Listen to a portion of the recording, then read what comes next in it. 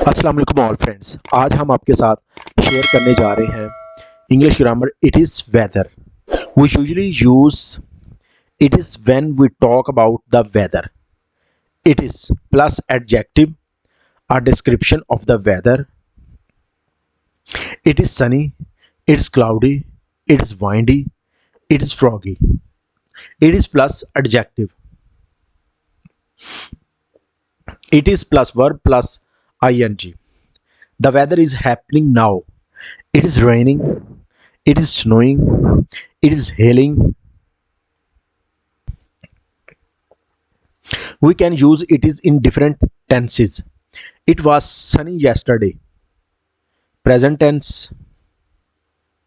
ये past tense है. It was sunny yesterday.